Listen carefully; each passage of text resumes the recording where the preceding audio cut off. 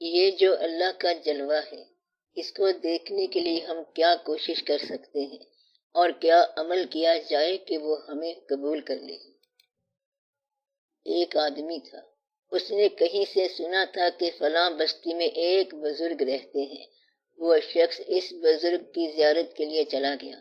سردی کا زمانہ تھا، وہاں فجر کی نماز ہوئی، اس بزرگ نے جماعت کرائی۔ یہ جو مہمان لوگ تھے، جب انہوں نے اس بزرگ کا تلفظ سنا تو زبر زیر کا فرق لگا، لہٰذا انہوں نے اپنی نماز الگ پڑھ لی، پھر سلام دعا کر کے وہاں سے چلے گئے۔ وہ شخص راستے میں ایک جنگل سے گزر رہا تھا تو ایک شیر آگے آ گیا، تو وہ شخص گھبرا گیا اور ڈر گیا۔ اتنے میں وہی بابا آ گیا جس کا تلفظ صحیح نہیں تھا، اور اس نے شیر سے کہا کہ یہاں سے بھاگ جاؤ، اور وہ شیر بھاگ گیا۔ مہمان بڑا متاثر ہوا اور کہنے لگا کہ سرکار، بڑا مقام ہے آپ کا، ہم تو کانپ رہے تھے، ڈر سے مر رہے تھے، اور آپ کے کہنے پر وہ درندہ چلا گیا۔ تو اس بزرگ نے کہا کہ تجھے اس سے کیا غرض ہے، تو صرف تلفظ صحیح کرتا رہ۔ تو جب آپ تلفظ کے چکر میں پڑے رہو گے، آپ کو یہ کہانی سمجھ نہیں آئے گی۔ وہ آ کے چلے بھی گئے، لیکن آپ کو پتہ نہیں چلتا۔ سوال یہ ہے کہ آپ اس مقام پر کھڑے ہو جبکہ آپ نے شرط قائم کر رکھی ہے کہ اگر ایسا ہوگا تو مجھے اطمینان ہوگا، یعنی ابھی آپ نے قبول کرنا ہے اور قبول کرنا باقی ہے، حالانکہ اس نے آپ کو قبول نہیں کیا، کیونکہ وہ قبول کرے گا تو بات بنے گی۔ آپ نے کیا قبول کرنا ہے؟ آپ یہ دیکھو کہ انہوں نے آپ کو قبول کیا ہے کہ نہیں کیا ہے۔ ایک بندے نے سن رکھا تھا کہ لکھنؤ کے جیب کترے بڑے مشہور ہیں۔ اس نے سوچا میں بھی دیکھوں کہ یہ کیسے ہیں۔ اس نے جیب میں کھوٹے سکے ڈالے اور سارا دن شہر میں پھرتا رہا۔ شام کو بیٹھا چائے پی رہا تھا اور پھر بولنے لگا کہ میں نے سن رکھا تھا کہ یہاں کے جیب کترے بڑے کاریگر ہیں، مگر یہاں مجھے تو کوئی بندہ ملا ہی نہیں۔ ساتھ ہی ایک بوڑھا بابا بیٹھا تھا، وہ کہنے لگا میں نے تیرے روپے 4 دفعہ گرم کیے ہیں، لیکن ہر دفعہ کھوٹے ہی نکلے، پھر میں نے واپس تیری جیب میں ڈال دیے۔ تو بتانے کا مقصد یہ ہے کہ آپ کو ابھی تک قبول نہیں کیا گیا۔ قبول ہونے کا نسخہ میں آپ کو بتاتا ہوں۔ وہ لوگ جو ان منزلوں پر چلے ہیں، انہوں نے 2 کام کیے۔ ایک تو اپنی زبان کاٹ کے پھینک دی اور پھر اس کو نکال ہی دیا۔ بعض اوقات تو بولے لیکن اکثر اوقات چپ رہے۔ مطلب یہ ہے کہ وہ راستے پر چل پڑے، جس کو آپ شعور کہتے ہیں۔ یہ رکاوٹ ہے، کیونکہ یہ تو غرور ہے۔ دراصل وہ لوگ جو کسی منزل کی تلاش میں گئے، وہ منزل تک نہیں پہنچے بلکہ راستے میں ہی مر گئے۔ یہ جو منزل کے راستے پر مر جانا ہے، یہی تو منزل ہے۔ منزل اور کوئی نہیں ہے۔ وہ جس کے پاس جا رہے ہیں وہ تو لامحدود ہے۔ فراق بھی اصل میں وصال ہے۔ یار ملا کہ نہ ملا، مگر جس کو درد مل گیا اس کو سب کچھ مل گیا۔ یہ ہمارا ایک چشمدید واقعہ ہے۔ ایک بہت بڑے بزرگ کے پاس ہم لوگ بیٹھے ہوئے تھے۔ ان کی عمر 112 سال تھی۔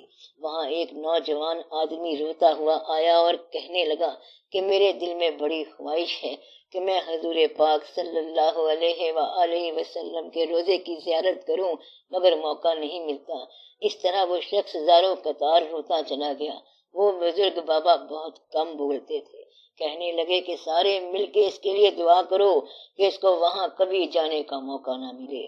یہ سن کر وہ آدمی چیخے مار مار کے رونے لگا اور بے ہوش ہو گیا۔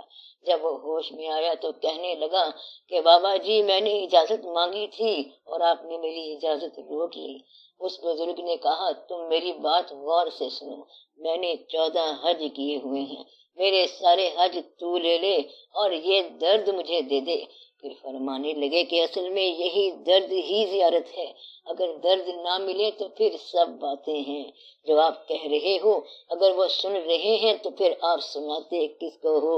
وہ تو خود موجود ہیں، یعنی کہ درد دینے والا ہی تو درد کی دوا ہے، پھر آپ سناتے کس کو ہو؟ کس سے شکایت کرتے ہو؟ اب آپ شکایت نہ کرو بلکہ اپنے آپ پر توجہ دو۔ پہلے تو اپنے آپ کو ایک آئینہ بنا، وہ خود نکل کے آئیں گے اپنے نقاب سے۔ پہلے آپ اپنے آپ کو پالش کرو اور کوئی لمبا چوڑا کام نہیں کرنا ہے۔ جب آئینہ چمک گیا تو اس میں تصویر خود ہی نظر آ جائے گی۔ بس دعا یہ کرو کہ اللہ قبول کرے اور اپنے محبوب پاک صلی اللہ علیہ وآلہ وسلم کی محبت عطا فرمائے اور جلوہ دکھائے۔ وہاں سارے محتاج ہیں، وہاں پر اپنے درد کی فریاد کر کہ تیرے در پر سوالی حاضر ہے، اس باری تعالیٰ کے در پر فریاد ہو اور محبوب خدا صلی اللہ علیہ وآلہ وسلم کی محبت کی درخواست ہو اور التجا ہو۔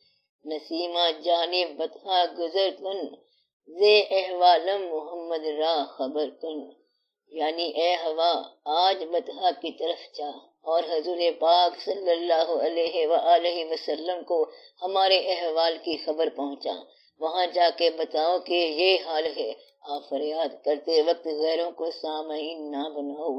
چٹھی لکھی ہے اگر محبوب کو تو اب آپ سناتے کس کو ہو؟ لوگوں کو سنا رہے ہو کہ یہ میں نے خط لکھا ہے؟ یہ تو آپ بڑی غلط بات کر رہے ہو۔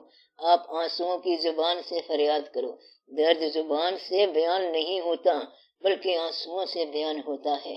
کسی آدمی کا باپ اگر اللہ کو پیارا ہو جائے تو یہ غم آنسو بیان کر دیتے ہیں، زبان سے بتانا نہیں پڑتا۔ اگر مجھ سے پوچھو تو میں کہوں گا کہ اس درد کو ابھی سینے میں پلنے دو اور اس درد کے بڑھنے کے لیے دعا کروں گا۔ نالا ہے بلبل شوریدہ تیرا خام ابھی، اپنے سینے میں سے اور ذرا تھام ابھی۔ تو آپ یہ خام نالا بیان نہ کرو بلکہ اپنے درد کو مزید بیدار کرو، تو پھر بات آگے چلے گی۔ یہ بات ایسی ہے کہ بات خود بخود آگے چلے گی۔ جتنا کچھ ملا ہے اس کو سنبھالو، اپنے درد میں اضافہ کرو، اللہ تعالیٰ بہتر کرے گا اور خود بخود بات بن جائے گی۔ آپ کسی کو کچھ نہ کہو، وہ سب جانتے ہیں، آپ ہر وقت نگاہ میں ہوتے ہو۔ جب اللہ سے بات کرو تو کسی کو اس کا گواہ نہ بناؤ، آپ سوال کو رسوا نہ کرو، بس اپنے درد سے ساری کائنات کو ہلا دو۔ تو میں یہ کہہ رہا تھا کہ منزل جو ہے وہ یہ نہیں ہوتی۔ بزرگ کہتے ہیں کہ ہمیں سجدہ کرنے سے کام ہے، جو وہاں نہیں تو یہاں صحیح۔ آپ اللہ سے دعا کرو، خاموشی میں دعا کرو، جس ذات سے آپ کا تعلق ہے اس سے تعلق کو قائم رکھو، تعلق کو درد بناؤ اور درد میں اضافہ پیدا ہونا چاہیے۔ بڑے بڑے لوگ درد سے بنے اور بے شمار اللہ کے بندوں کے ایسے ایسے واقعات ہیں کہ جن کو درد عطا ہوا تھا۔ مثلاً ایک اہل درد نے اپنی والدہ سے کہا کہ میں حضور پاک صلی اللہ علیہ وآلہ وسلم کی زیارت کو چلا ہوں۔ والدہ صاحبہ نے کہا کہ اگر حضور پاک صلی اللہ علیہ وآلہ وسلم مسجد میں تشریف فرما ہو تو زیارت کرنا، نہیں تو پھر واپس آ جانا۔ جب وہ مدینہ پہنچے تو اس وقت آپ صلی اللہ علیہ وسلم حجرہ مبارک میں تھے۔ اس طرح وہ حضور پاک صلی اللہ علیہ وآلہ وسلم سے ملے بغیر واپس آ گئے۔ پھر وہ گھر گئے اور پھر ماں سے یہی سوال کیا۔ ماں نے کہا کہ اگر گھر میں آپ صلی اللہ علیہ وسلم تشریف فرما ہو تو ضرور مل لینا، وگرنہ واپس آ جانا۔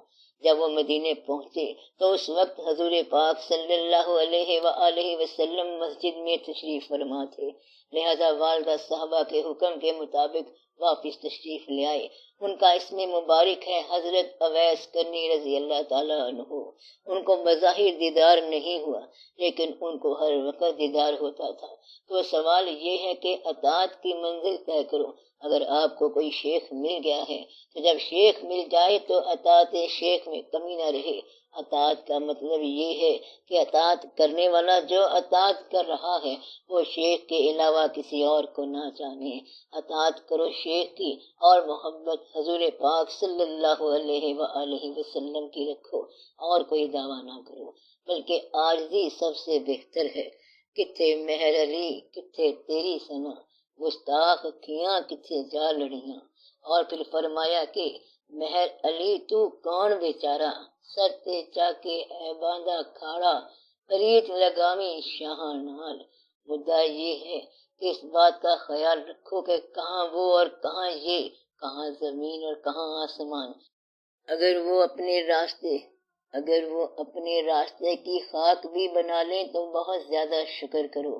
اگر آپ کو اس راستے کی خاک بنا دیا جائے، اس خاک کا ذرہ ہی بنا دیا جائے، نقش قدم ہی بنا دیا جائے، نقش قدم کے اوپر سرنگوں کر دیا جائے تو بہت بڑی سعادت ہے۔ ساقی کی نظر سے اپنی نظر مل جاتی اگر، ہم جھکتے ہوئے پاؤں پہ گرے یوں محو ہوئے، مستی جو ملی ہم مست ہوئے کچھ بھول گئے، کہتے کہتے میں خانے کے در ہم آ نکلے۔ وہاں نگاہ کی گستاخی ویسے ہی ختم ہو جاتی ہے۔ جو وہاں موجود تھے انہوں نے بھی آپ صلی اللہ علیہ وآلہ وسلم کا دیدار نہیں کیا، بلکہ ادب سے آپ پاؤں پہ ہی نگاہ رکھتے تھے۔ نگاہ سنگ در پہ رہی، نگاہ آپ صلی اللہ علیہ وآلہ وسلم کے قدم مبارک پہ رہی، نگاہ آپ صلی اللہ علیہ وآلہ وسلم کے سنگ آستاں پہ رہی۔ کون ہے جو نگاہ کو نگاہ کے ساتھ ملائے؟ نہیں، ایسا کوئی نہیں ہے جو حضور پاک صلی اللہ علیہ وآلہ وسلم کو دیکھنے کے لیے ان کی نگاہ سے نگاہ ملائے۔